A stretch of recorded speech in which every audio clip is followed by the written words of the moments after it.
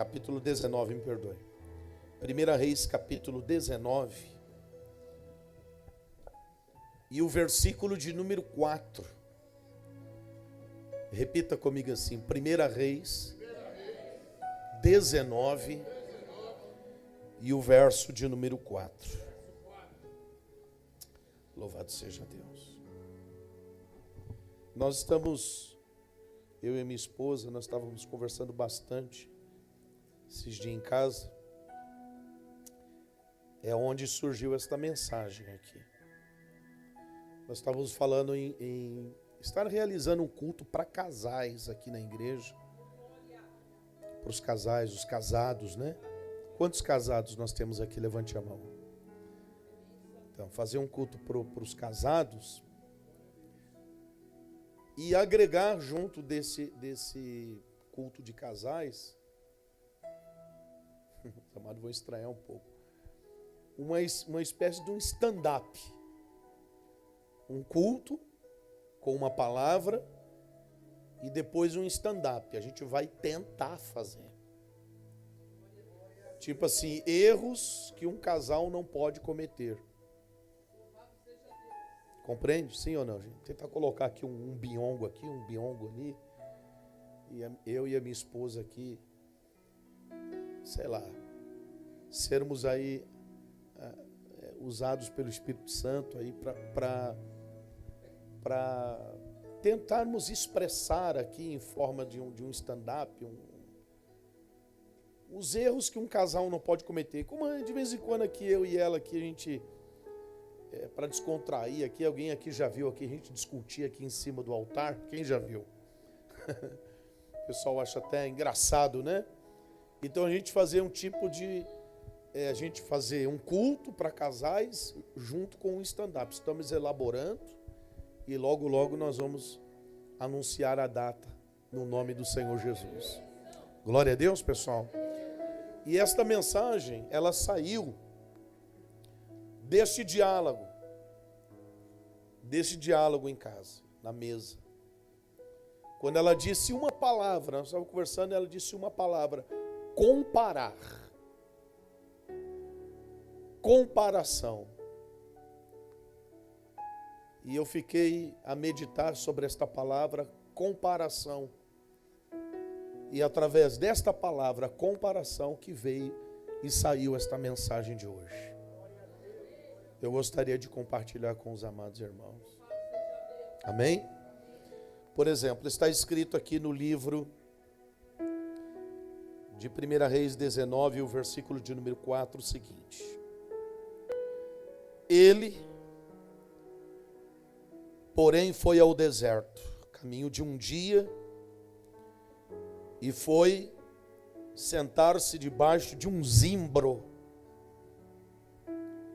e pediu para si a morte, e disse: já basta. O que ele disse? Já basta. Ó Senhor, toma agora a minha vida, pois não sou melhor do que os meus pais. Ou seja, o profeta Elias, ele está pedindo para Deus o quê? Ele está pedindo para Deus a morte. É interessante que a Bíblia, a palavra de Deus, ela não esconde. A Bíblia não esconde e nem mascara a fragilidade, o esgotamento espiritual de homens e mulheres na Bíblia. Mascara? Não. A Bíblia não mascara, a Bíblia não esconde, não mascara e nem esconde homens e mulheres que tiveram esgotamento espiritual. Não mascara. Nenhum deles. Davi, Paulo, Pedro, João, Tiago, Isaac, Jacó, Abraão, todos eles, desde os primórdios, dos patriarcas, aos discípulos, aos apóstolos, aos evangelistas, aos obreiros, todos eles, em algum momento da vida tiveram o quê? O esgotamento espiritual. Eu fico a pensar se esses grandes homens de Deus tiveram o seu esgotamento espiritual, quem dirá? Quem dirá nós? Por muitas das vezes eu já me encontrei em esgotamento espiritual. Eu não sei os amados irmãos aqui. Já ou não?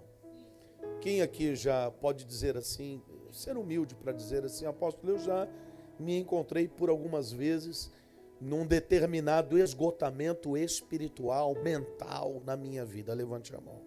Todos aqui, acho que não há um sequer, né? Então a Bíblia não mascara, ela não esconde isso. E o profeta Elias não foi diferente. E por que ele entrou neste esgotamento espiritual? Tem dois motivos que ele entrou nesse esgotamento espiritual. O primeiro motivo, o principal de todos, é que ele mesmo vai dizer, pedindo para Deus a morte: Senhor, me mata, já basta, eu não aguento mais. Ele tinha acabado de orar ao Senhor e o Senhor ter derramado do que do céu? Fogo do céu, consumido 450 profetas de Baal e Azera, foram envergonhados, humilhados e o nome do Senhor foi glorificado. Mas agora, o profeta Elias, após ter presenciado esse milagre grandioso, ele vai receber as ameaças da dona Jeza, com o senhor Acabe, dizendo que vai matá-lo a todo custo, como um sinal de vingança do que acabara de acontecer. E agora, o profeta que orou para o fogo do céu cair, o profeta que orou para fechar os céus e os céus fecharam, o profeta que orou para chover e choveu, o profeta que orou para ressuscitar o filho da viúva e o filho ressuscitou, diga glória a Deus. O profeta que orou para multiplicar a farinha, o azeite da panela, houve multiplicação. O profeta que através dele grandes sinais, milagres e maravilhas aconteceram, agora ele está se vendo num esgotamento espiritual. Por quê? Porque ele está se comparando.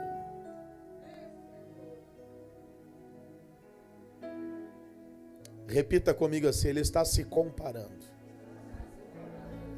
Ele vai dizer com as palavras dele: não sou melhor do que os meus pais. Eu não sou melhor do que os meus pais. E há dois tipos de comparações que são prejudiciais para o indivíduo. Repita comigo assim, duas comparações que são prejudiciais para o indivíduo.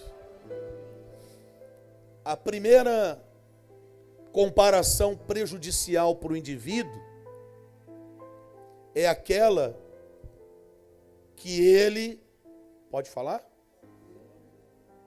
Se acha. Eu quero trazer uma mensagem de reflexão para você.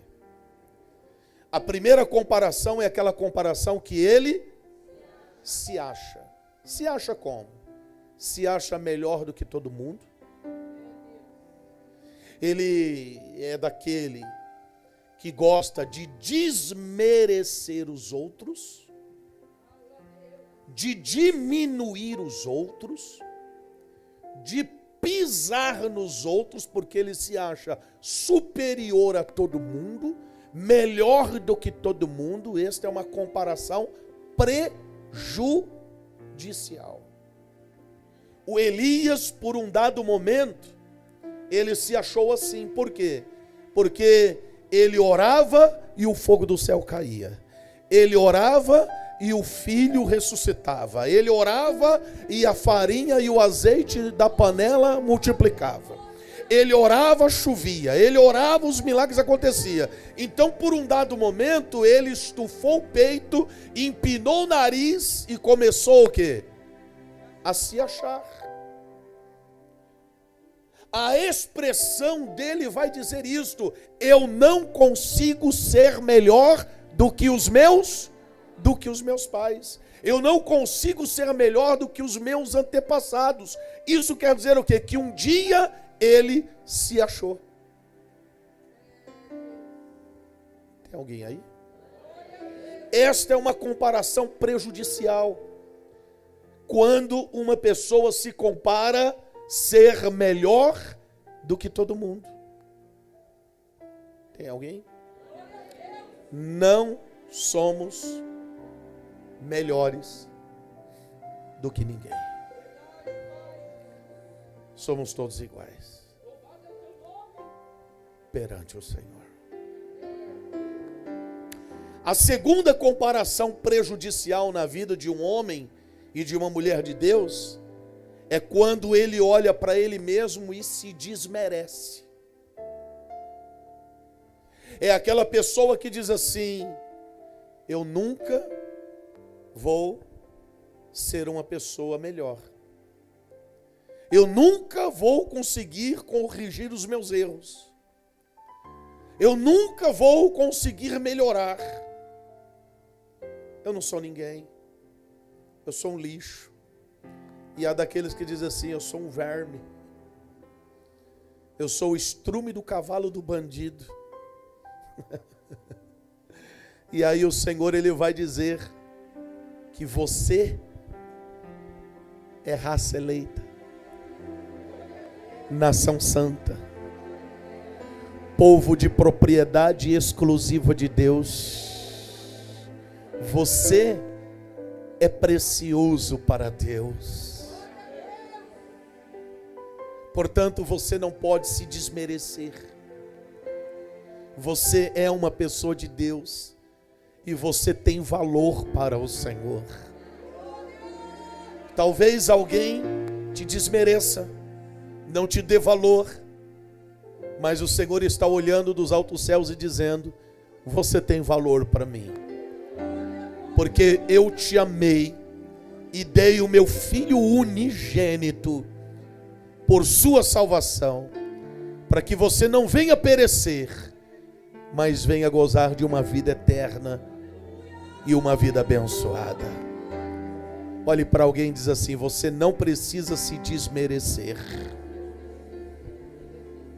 Diga assim: você vai melhorar, em nome de Jesus. Há daqueles que dizem assim: eu nunca vou conseguir consertar a minha vida, o meu pecado, o meu erro. Mas aí o Senhor vai dizer: tudo posso naquele que me fortalece. O Espírito Santo que te fortalece vai te fortalecer, e você vai conseguir sair de seus erros e falhas e vai se fortalecer na presença de Deus. Diga em nome do Senhor Jesus. O profeta Elias, ele vai se comparar, e essas comparações são maléficas. O Senhor, Ele vai dizer para Elias, lá debaixo daquele zimbro, eu vou traduzir isso aqui: Elias, contente-se, porque todos os milagres que aconteceram na sua vida foi devido à minha graça e à minha misericórdia. Elias, você não precisa provar nada para ninguém que é melhor que os outros. Agrada o teu coração por aquilo que eu estou te dando. A minha graça, a minha misericórdia está sobre a sua vida. Se contente com isso, seja feliz com isso, porque a minha graça e a minha misericórdia é o suficiente. Você não precisa provar nada para ninguém. Olhe bem nos olhos de alguém e diga assim para ele: Deus tem uma palavra para você. Olhe bem nos olhos e diga assim: você mesmo não precisa provar nada para ninguém. Quando você vive assim, que não precisa provar nada para ninguém, você, graças a Deus, louvado seja Deus, está longe de viver uma vida de comparações. Nós não sabemos como foi a infância do profeta Elias, mas existe muitas pessoas que vivem uma vida inteira,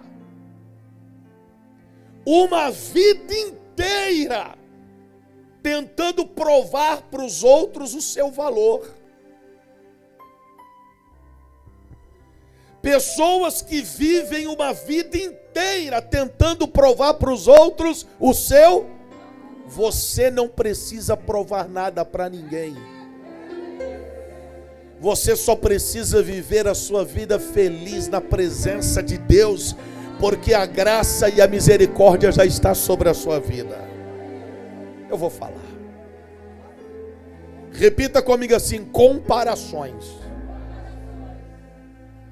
Por exemplo, você quer criar... Quem aqui tem filhos aqui? Levante a mão. Casados, levante a mão. Você quer criar fissuras,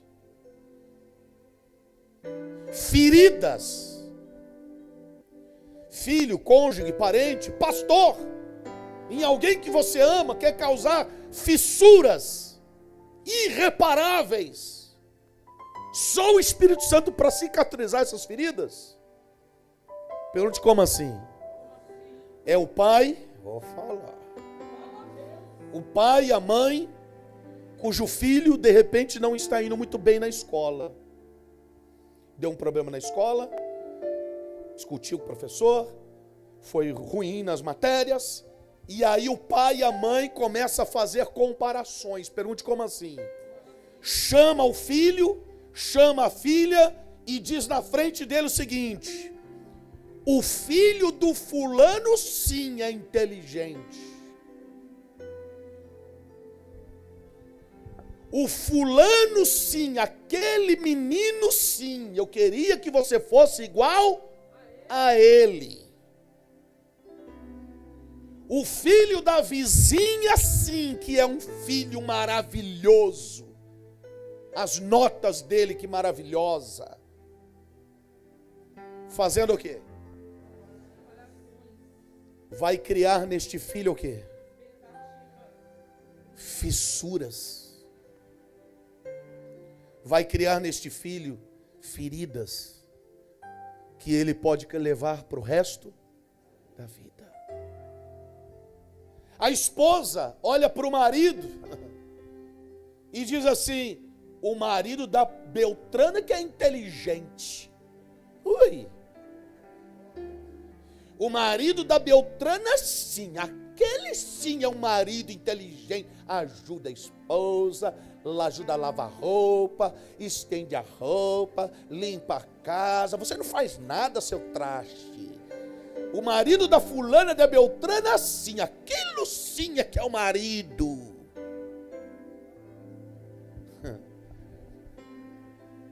Fazendo o quê? Vai criar no coração deste marido o quê? Fissuras irreparáveis. Marido olha para a esposa assim: aquela sim é uma mulher de verdade. Aquela sim, ó. Ah lá, nem bobe na cabeça ponha. Nem bobe. Você bota bobe. Ah lá, ó. Nem grampo põe, tu bota grampo na cabeça. Aquela sim, ó. Aquela sim é uma mulher de verdade. Aquela sim. Ah lá, ela se arruma. Aquela lá é uma mulher inteligente, ajuda o marido. Ela está junto com ele. Fazendo o quê? Comparações. Isso vai causar no coração desta esposa o que? Um desgosto. Que ela vai entender que o marido está fazendo comparações prejudiciais. Comparações terríveis. E isto pode trazer danos irreversíveis. Pode destruir um casamento, acabar com um casamento. Tem alguém comigo nesta palavra, igreja? Nós não podemos fazer esse... Vou explicar para você já a origem da palavra comparação. Comparações prejudiciais que podem trazer danos irreversíveis. Vou falar. Pessoas que costumam, por exemplo, se tratando a nível de igreja, que gostam de fazer muitas visitas às igrejas, não é errado, não é pecado não, tá? Mas fazem muitas visitas nas igrejas. E aí, de repente vai para uma igreja cujo a estrutura de paredes, estrutura de oratória, de outras coisas, e a pessoa fica vislumbrada com aquilo, e ela começa a fazer o quê? Ah, se a minha igreja fosse assim. Ah, eu queria tanto que o meu pastor fosse assim. Eu queria tanto que o meu pastor fizesse isso, fizesse aquilo outro. Isso é perigoso. Isso é perigoso porque a pessoa começa a fazer o quê? Comparações prejudiciais. Eu quero dizer que você admirar e se inspirar em alguém é benéfico. O que não pode é fazer o quê? Comparações. Louvado seja Deus, os amados nos conhecem aqui há 14 anos, e outros até mais, que nós, louvado seja Deus, nunca e jamais quisemos e jamais vamos fazer isto, comparações do nosso ministério com qualquer outro. Por quê? Porque eu estou contente com aquilo que Deus está entregando para nós. Eu estou feliz com o que o Senhor entregou para nós aqui. As alminhas estão sendo ganhas, vidas estão sendo restauradas, milagres estão acontecendo, jovens estão sendo ganhos para Jesus. Eu não preciso me comparar a ninguém. Olhe para alguém e diga para ele assim: você não precisa se comparar. Aí o que acontece, Lenita? Acontece que muitas pessoas, nas visitas de muitas igrejas, acabam mudando de igreja. Como se muda do quê? De roupa. Porque fica vislumbrada com determinadas situações e acaba deixando aquele ministério aonde ela foi batizada, aonde ela foi restaurada, aonde ela foi mentoreada, aonde ela foi restaurada pelo poder de Deus, por causa de uma comparação ilusória. Olhe para alguém do lado e diga assim: a gente não precisa se comparar a ninguém. Jesus se comparou a algum tipo de ministério? Ele foi ele. Ele foi ele. Ele é ele. Você é você. Você não é o outro. Você é você. Diga para o irmão do lado, catuca ele e diga assim: você é você e não existe outro igual. Diga aleluia, glória a Deus. Alguém vai na casa do fulano, do Beltrano, e diz assim: ai, que casa, menina. E eu morando naquele barraco velho.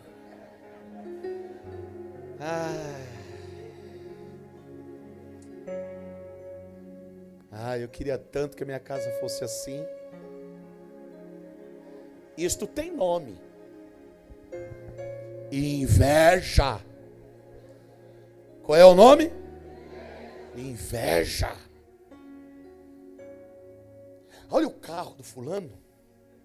Olha o carro dele, olha o carro dela, olha o carro dela, olha o carro dele, menino. Olha o carro dele. Não, eu quero ter um igualzinho àquele. Isso é o quê? Isso é inveja. Tem alguém comigo nesta palavra? Pessoas que comparam, aquela família assim, aquela família, aquele filho. Mães que dizem assim, olha a filha que eu tenho, a filha do Beltrano sim, o filho dele sim. Comparações prejudicam. Olhe para sua família, olhe para os seus filhos, olhe para o seu cônjuge, por mais trabalho que esteja tendo, olhe para a sua igreja, olhe para a sua igreja, olhe para o seu pastor, olhe para o seu irmão, olhe para o seu marido, para a sua esposa, levante as mãos e diga assim: muito obrigado, Senhor. Obrigado, Jesus, pelo marido, obrigado por esta casa, por mais simples que seja, meu Deus, é um teto. Eu louvo ao Senhor por tudo que o Senhor está me dando. Diga glória a Deus. Eu louvo ao Senhor, meu Deus, longe de qualquer comparação. É bênção que o Senhor está entregando nas minhas mãos. Catuca o irmão, diga para ele assim: já agradeceu a Deus hoje?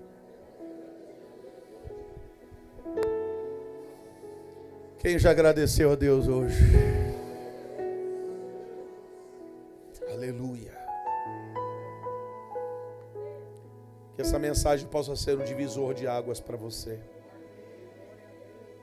E que você não caia na ilusão de comparações. Eu não quero fazer comparações. Eu quero admirar, me inspirar. Mas comparações não. Porque eu quero ser feliz com aquilo que Jesus está me entregando. Alguém para dar glória e aplaudir a Jesus? Aleluia, Jesus. Dois exemplos, seu Vanderlei. Pessoas também dizem assim: olha a vida sentimental dele, olha a vida sentimental dela, olha lá que maravilha, minha vida aqui um cacareco velho, vou ficar pra titia, não sei o quê. Aquela vida sentimental sim, aquilo sim. Fazendo o quê? Isto abre um leque, gente. A gente poderia ficar aqui há algum tempo falando sobre comparações. Mas eu acredito que a parte A desta mensagem aqui, os amados já compreenderam. Porque o profeta Elias, ele fez uma comparação. Eu não consigo ser melhor do que os meus antepassados. Eu não consigo. Ele estava se comparando. E o Senhor vai dizer: não precisa, Elias, porque a minha graça e a minha misericórdia já está sobre a sua vida. A exemplo disto, Salmos 73, depois vocês leiam, por favor, em casa. Salmos 73. O salmo inteiro, mais precisamente o versículo de número 2 e 3. Um homem chamado Asaf, que Davi havia escolhido para ser levita do templo. Um dia ele fez uma comparação terrível. E ele mesmo vai dizer que por causa da comparação, ele quase caiu. Ele quase o quê? Alguém um dia me disse assim: quem compara, para. Repita comigo assim: quem compara, para. Mais uma vez. Mais uma vez. Quem compara, para. No latim, a palavra comparação significa comparare, que significa dividir e fazer par. É a mesma coisa de você pegar dois copos iguais e colocar na sua frente e ficar olhando se há alguma diferença entre os dois. Isto é o quê? Ou seja, eu estou parado para ver se há alguma diferença. Vou repetir. Comparação no latim significa comparare, que significa fazer par. Coloco um aqui, coloco outro aqui, começo a ver as diferenças. Ou seja, eu parei para fazer isso. Quem compara, para. Deus não quer que você pare. Deus quer que você avance. Enquanto eu estou parando ali para ver as diferenças, para fazer a comparação entre um e outro, eu estou parado. E Deus está dizendo, você não pode parar, meu filho. Para de fazer comparações e avança. O apóstolo Paulo vai dizer, esquecendo-me das coisas que para trás ficam, eu prossigo para o alvo, para minha soberana vocação, a saber o meu Senhor e Salvador Jesus Cristo. Catuca o irmão e diga para ele assim, você não pode parar. Diga, porque quem compara, para. Quem compara, para. E o Asaf, o profeta Elias, eles pararam. Olhe para mim, é sério a coisa aqui, gente. Isso é muito mais sério do que você possa imaginar. Por quê? Porque quando eu paro para fazer comparações, eu fico cego. Espiritualmente falando, isso me traz esgotamento espiritual e esgotamento mental. Esgotamento espiritual e esgotamento mental me faz parar, eu fico cego. O profeta Elias e o Asaf ficaram cegos porque pararam para fazer E qual foi a comparação do Asaf? A comparação do Asaf é que ele tinha acabado de tocar no templo, ele estava indo para casa. E quando ele vai para casa, ele é obrigatoriamente falando, ele tem que passar ao lado de algumas mansões. O problema é que quem está morando nessas mansões, está fazendo banquete, música alta, cordeiro assando, são os ímpios. Pessoas que não servem a Deus, são os incrédulos. E agora o Asaf vai fazer uma comparação. E qual é a comparação que ele vai fazer? Ele vai dizer, meu Deus, eu estou te servindo, eu estou te adorando, eu estou sendo fiel, eu estou glorificando o seu nome. Meu Deus, olha a minha vida como é que está. E olha a vida deles lá, Senhor. A vida deles está melhor do que a minha. Eles têm mais dinheiro do que eu. Eles moram melhor do que eu. A música é alta. A comida é boa. As roupas são maravilhosas. Os cavalos. A vida deles é abastarda. E eu, Senhor? Ele começou a fazer uma comparação prejudicial.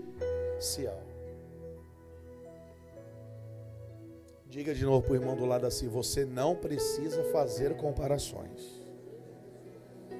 Diga assim, a sua vida é uma bênção, a sua igreja é uma bênção, seu pastor é uma bênção, seu marido, seu filho, sua casa, suas roupas, diga assim, tudo na sua vida é uma bênção.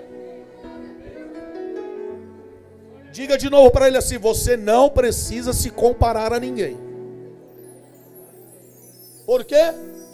Porque lá no finalzinho dos Salmos, o Asaf vai dizer assim, depois de toda a bobagem que ele falou, dizendo que os ímpios são mais felizes, dizendo que os ímpios têm mais riqueza, dizendo que os ímpios comem melhor, que depois de dizer que os ímpios são mais felizes, ele vai dizer, eu quase escorreguei, quase que ele caiu por causa das comparações.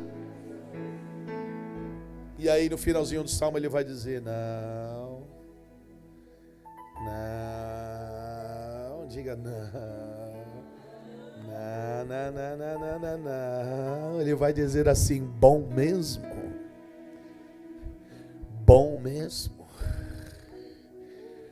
bom mesmo é servir ao Senhor dos Exércitos.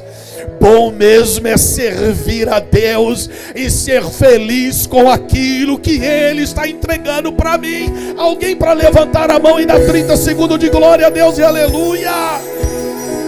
Joga a mão e dá glória, seja feliz com aquilo que Jesus está te dando. Não precisa você se comparar a ninguém. Dá glória, dá glória, dá glória, dá glória. Pastores, missionários, obreiros, nós não precisamos comparar o nosso ministério ou o ministério dos outros com o nosso. Não precisa disso. O nosso ministério já é uma bênção. A nossa igreja já é abençoada. Nós não precisamos, não, porque o Senhor está neste lugar. Quem crê da glória, quem crê da glória, quem crê da glória, quem crê da glória. O seu casamento é uma bênção, os seus filhos é uma bênção, o seu cônjuge é uma bênção. Levanta a mão ainda e dá glória aí, igreja. Já cansou? Já é crente? Em nome de Jesus, aleluia.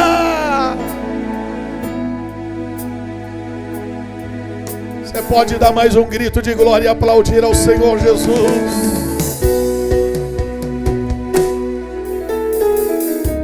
Aleluia.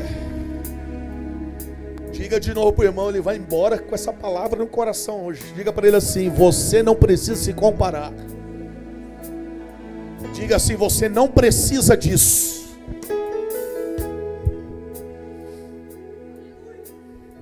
Quem recebe esta palavra? Quem aqui pode dizer com propriedade de causa e dizer assim: eu não preciso me comparar com ninguém? Você é uma bênção. Você é abençoada. Outro igual você não tem. Olhe para o irmão e diga assim: outro igual você não tem. Aleluia. Não precisa. Tu és uma bênção. Tu és uma... Ah, mas a fulana... Não. Você é você. Você é você. Ao mesmo tempo que você não pode empinar o nariz, também você não pode se desmerecer. Ao mesmo tempo que você não pode empinar o nariz, você também não pode se desmerecer. Você é abençoado pelo Senhor. Elias, ele foi entender isso aí depois, que Deus mandou ele sair do zimbro. Asaf foi entender isso aí lá no final do Salmo, quando ele vai dizer: bom mesmo é servir a Deus de coração aberto. Não tenho o que eles têm, mas eu tenho a presença de Deus, eles não têm. Eu tenho o que eles não têm, a graça e a misericórdia de Deus, eles não têm. Eu tenho o que eles não têm, a presença do Deus Altíssimo dentro da minha casa, isso aí eles não têm.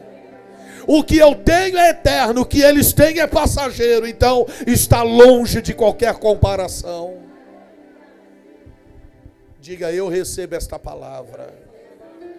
E por último, Gênesis, depois os amados leiam em casa, Gênesis capítulo 4, isso é lá no início da Bíblia, hein? Palavra de Deus. Abel oferece uma oferta, Deus se agrada. Caim oferece uma oferta e Deus não se agrada. E por que Deus não se agradou da oferta de Caim? Porque ele ofereceu o resto. E aí Deus se agradou da oferta de Abel. Aí começou a nascer no coração de Caim o quê? A inveja. A inveja nada mais é do que Tem alguém aí?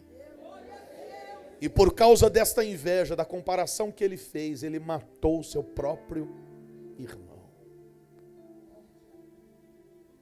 Falei para vocês que isso é mais sério do que nós possamos imaginar. Você não precisa se comparar. Se errou, se falhou, é só bater o joelhinho no chão, se arrepender e dizer assim: Senhor, me perdoa. Se Caim tivesse feito isso, Deus teria perdoado. Sim ou não, gente? Se ele tivesse olhado para ele e não ter feito, teria inveja do irmão. O Senhor está disposto a perdoar, lavar, remir os corações. Digam glória a Deus. Eu escrevi algo aqui, e quando isto vem à mente, eu e minha esposa já vai anotando para não esquecer. Posso ler? Quando a necessidade de se comparar é alimentada,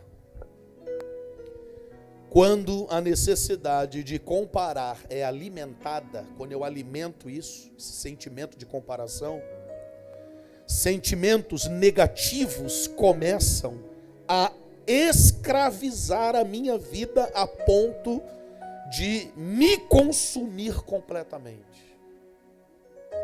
Esse sentimento de comparação escraviza, deixa cego e consome, esgota espiritualmente e mentalmente falando. Tem alguém comigo, gente? A pessoa vive só para isso. Está uma onda agora, por exemplo, uma moda de você abrir lá o Instagram, as redes sociais, e aí aparece umas imagenzinhas lá, dizendo assim, acha a diferença. Acha a diferença. Um monte de bonequinha, um monte de bichinho, e aí você para. Você para ficar tentando achar a diferença ali. Você fica parado, você fica estagnado, aí quando você vai ver, você já perdeu 15, 20 minutos só para tentar achar a diferença, para achar as para. Porque quem compara, para. Então, repetindo, quando a necessidade de se comparar é alimentada, sentimentos negativos começam a te escravizar, ao ponto de te consumir completamente, fazendo ficar cego para tudo o que Deus fez, faz e fará por você. Em nome de Jesus. Hoje, esse sentimento de comparação, e se for um espírito maldito, hoje ele cai por terra. Hoje ele cai por terra na autoridade do nome de Jesus. Seja feliz com aquilo que Deus entregou para você. Deus entregou para nós talentos, dons, e não abro mão, e louvado seja Deus por isso.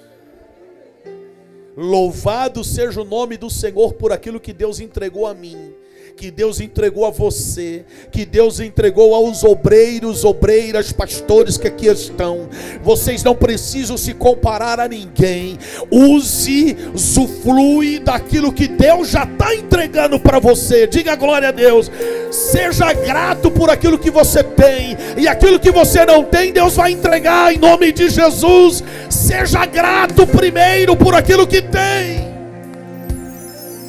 Olhe para alguém, bota a mão na cintura para mim terminar a mensagem. Bota a mão na cintura, olhe para o irmão e diga para ele assim: você não precisa se comparar com ninguém. Diga assim: você está usando o que Deus está te dando? Diga assim: nem usa direito e quer se comparar a quê? Diga assim: usa primeiro o que Deus está te dando. Diga assim: não negligencie. Não, você não pode negligenciar aquilo que Deus está te dando. Diga glória a Deus. Use aquilo que Deus está te dando. Não pode negligenciar aquilo que o Senhor colocou em você. Seja fiel no pouco, e depois você vai ser colocado sobre o muito. Título desta palavra: comparação. Entreguei.